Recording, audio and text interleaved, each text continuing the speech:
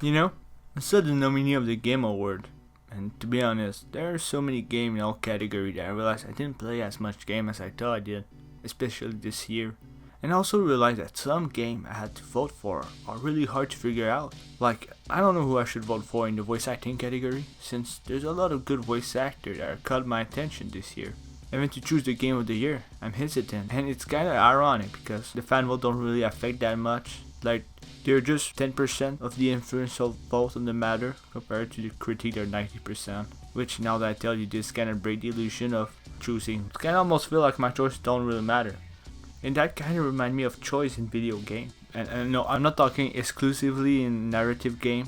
I'm talking in general. But yeah, it made me think that kind of interactability is the base form of every game. Like, what's the difference between an action scene in a game or in a movie? It's the interaction. It's the choice you do throughout the action. Which kind of make me think that every gamer choice game technically, since they demand the player to interact with it. They make you choose what your next action is going to be in combat scenario or even other scenario. And even though in combat scenario you're kind of forced to win the fight because that's the only way to progress, but you get it. You decide how the fight scenario happen, through your action. Like, I saw a clip that Gabe Newman was talking about in a documentary, I think, where he was talking about realism in a video game. He was saying that having a world that reacts to your action shouldn't be about making it realist, but the fun and satisfaction that it brings to the player. The psychology behind it is that the player, when he's fighting against an enemy, he chooses certain action, like example using a shotgun against an enemy, and the world around it reacts to this choice. Blood gets splattered around and bullet holes appear on the wall and other stuff. It makes you feel what you did matter, since the game care about what type of gun you use against the enemy you fight against. Depending on what type of enemy you were fighting against. And I want to investigate games that use the media at its fullest. The aspect of you interacting with the game. Don't worry, I'll come back to the Game Award. Horror games are about choice. The very concept of managing your ammunition or using your resource is a choice. It's about thinking in a matter of seconds if you hide, where you hide, what type of weapon do you use if you must fight, when do you shoot, or where do you shoot, and if you commit to it to try to shake around the enemy. But let's talk about Dead Space. Dead Space is loved for its gameplay, world setting, and art style. But the true genius is the game direction throughout the story, throughout the campaign. When the game director was working on Dead Space, he had 3 roles, which ironically used the video game media at its fullest. There was the no HUD role to keep the player immersed, so they found homogenic HUD that makes sense, such as the ammo HUD that would appear on the gun, or his life gauge that would appear on his back. The second rule was about having Isaac be quiet so that every player can self-insert themselves in this situation, so the story isn't about a character, more like you're being the character in the story. Last rule, no cutscene. That means no moment where you drop the controller and just watch a movie. Every moment there is a conversation, you still have control. The people that would talk to Isaac throughout the game would video call him, and that's how the story would progress. So it was never a moment where you're not in control. You always could move around Isaac and protect yourself. Though there was a section that could have been that one moment they broke the rule. At some point Isaac's supposed to get grabbed by an arm and get smashed down the ground to get pulled, and Isaac's supposed to fight back. Now the idea is the arm that is pulling on you, on the character, and you had to shoot it to make it let go. The problem is that the arm needed to grab you mid gameplay, and it was hard because you could have come in the room at any angle, so that would break the monster arm and break your character because it had a specific animation that didn't work with how your character was situated. So they worked it hard. They invented a method called the onion method, in which they had to take it step by step, layer by layer of the problem. So they focus on the arm that grabbed your leg, which direction you were from, so that it would adapt. And then the second step was for your arm to place you accordingly by having the arm smash Isaac on the ground, so the character is set to change the gameplay and to have him being pulled. Just for the short scene, they had to redo the gameplay for each gun he had as he would get pulled. So all that hard work for the short scene that would happen at max 10 seconds. But it was genius. It was considered the creepiest moment ever for a lot of players. And fast forward to today, you get Dead Space remake, and they just throw that away. They make it a cutscene. So the difference in this direction was that in Dead Space remake, When I get jump scared by the aunt that's grabbing my leg, I'm just, oh, there's a cutscene, and I get attacked. While in the original Dead Space, I get attacked, and I must fight back. That's how it felt. Just because of the direction they went, that made a huge difference. Now that you think about it, it's incredible what the Dead Space game design thought of. Maybe it didn't influence gaming, but it was and still impressive in its vision. It goes to show that director can really change things up. Plus the hard work of the animator really paid off. Hey, let me check out the Game Award and see which game director we can vote for. Well, there's best game direction, but there aren't any director. And that's kinda strange. Game Award is about celebrating game all around the world, I get it. But don't they know it's made by people?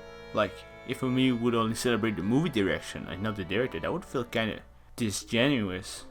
Not that we should ignore all the hard work done by thousands of people working on the game or the said project. But it's just like, we're praising more the product than the people who made it. Well, whatever, we'll come back to the Game Award later. Fighting game are also about choice. There's the idea of choosing how you start the combat. You can start with your quickest attack, but that's depending if you fight against someone that has a quicker attack or not. So you could also rely on punishing by focusing on defense. Or you could also try another offensive technique like just jumping over the enemy while he's attacking you so you can punish him. But if he's blocking, well, he'll see you coming, so you're fucked because he can punish you or just go blow for blow. Or you can think of that and not attack, but just land and do a low hit, or you could do a grab. Unless he knew you would do a grab, but then you get it. There's a lot of choice that's happening in a matter of seconds. So the people behind any fighting game, the gameplay designer and the programmer must work together to achieve a balance. One is trying to create a fun game containing all the crazy stuff and crazy scenario that can happen without breaking the game by having a specific character be broken. Also make every character unique, while the programmer adjusts the frame value of every hit that has fast or low startup, that has fast or low recovery, and that it has different value on hit and on whiff, and that every character worked somehow while they're fighting without anything breaking. So, game designers and programmers need their own celebration. And you get it, if you go back to Game Over, you don't see any programmer or game designer. You know what? Let's talk about The Last of Us Part 2. Love it or hate it, it doesn't use the media to its purpose. It used the media of a game to tell a story. A movie could have also told better. Because all in all, games are made to be interactive. They're made to be about you doing the very stuff you're doing on the screen. Obviously. The problem is that The Last of Us Part 2 is a story focused more on teaching you the era of revenge and the cycle of vengeance, by making you watch the people make those mistakes that continue the cycle of hate. The only interaction you can do is limited to you obeying the game. They force you to do action, and that causes you to distance yourself from every character emotionally. Think on how powerful it would have been if it wasn't Ellie or Abby that made those choices, but you. That it's your mistake that made the story turn so dark and bleak and sad. That your choice continued the violence, that sometime others get caught in this storm of rage and persecution and ever more because you kept going down this path. And that's how you use video game media, because you make those stuff happen. While the way they went with The Last of Us, it was more of a movie, really.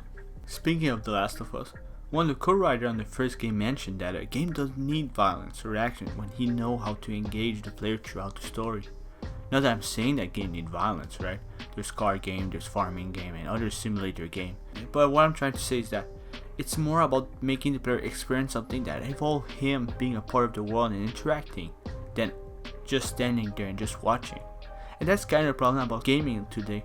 A lot of games are just about you watching a movie and then sometimes playing the game, which personally, you have to admit, the gameplay doesn't really affect the story that much. You're just playing the filler part of the game, or the story, or basically a movie, which it's not gonna help, because today that's what critique and everyone are worshipping. Like, did you know The Last of Us Part 2? It got a shit ton of nomination in the Game Award. Look at that. It won all those awards. It won Best Action, Best Innovation, Best Audio Design, Best Narrative, Best Game Direction, and Best Game of the Year. I get it, other people like the game for what it did in the action, the gameplay, the innovation, and everything else. But game direction, it was more of a movie. Like, I could ask, why was it a game? And no one would be able to answer it. Like, where was the game direction in that? It had a story to tell, but it didn't have anything impressive to bring in the direction they went. I would give it an award for the graphic and its phenomenal animation. And I wonder who won the animation section back then? Oh wait, there's no nomination about animation. It's almost as if it wasn't important. It's really strange that the Game Award is set up more like a movie award, because it got nothing to make us celebrate the work of all those workers that had to be crushed and overworked than to be with their family relaxing. So I think you got it, right? It wasn't obvious. I keep talking about how the base of all game are the choice you do in the moment to moment gameplay, which it goes back to the Game Award where you choose who you vote for, while the fact that their nominations are more similar to movies and clearly not suitable to any video game award. Their celebration of video game are more about the product and the people that made the product together. With all those facts and also the fact that your vote is influential in the grand scheme of things, I wanted to say that every year people get worked up over who wins what award and who doesn't win any award. Like, yes, Ghost of Tsushima should have won an award. Doesn't change that it's an amazing game. It also doesn't change that it didn't win any award from a thing that doesn't celebrate video game properly. That's my point of view. The video game award should be more about taking it less seriously and just having fun watching the show with friends and family. Anyway, that's all, folk. Like the video if you liked it, subscribe to not forget the channel. Until we see each other again, have a good day. Take me back to a place where I felt at home. Take me back to a day when we weren't alone. Take me back to an age when the world felt small. Way back before we blew it all. Take me back to a place where I felt at home. Take me back to a day when we weren't alone. Take me back to an age when the world felt small. Way back before we blew it all. Too many things going on, I can't keep track of them all. From people dropping